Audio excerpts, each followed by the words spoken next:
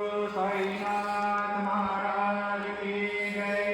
ब्रह्मानंदं परमसुखदं केवलं ज्ञानमूर्तिं द्वन्द्वातीतं गगनसदृशं तत्त्वमस्यादिलक्ष्यम् एकं नित्यं विमलमचलं सर्वदी साक्षिभूतं भावातीतं त्रिगुणरहितं सद्गुरुं वन्दवामि।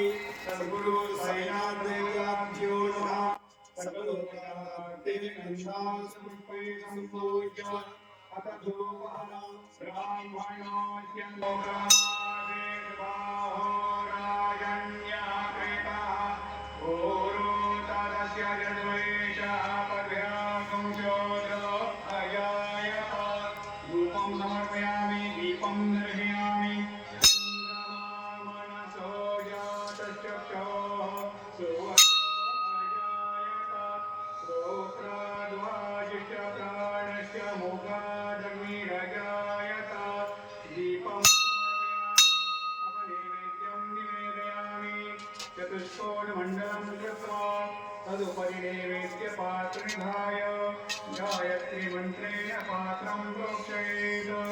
सत्यं त्वद्यवहिंसामि येन मुद्रां प्रवर्धयेत्। ओम प्राणाय स्वाहा ओम अपानाय स्वाहा ओम ज्ञानाय स्वाहा ओम बुधानाय स्वाहा ओम समानाय स्वाहा ओम ब्रह्मणे नमः। मध्ये पानीयं समर्पयामि पुनः नैवेद्यं निवेदयामि। ओम प्राणाय स्वाहा ओम अपानाय स्वाहा ओम ज्ञानाय स्वाहा ओम बुधानाय स्वाहा ओम समानाय स्वाहा ओम ब्रह्मणे नमः।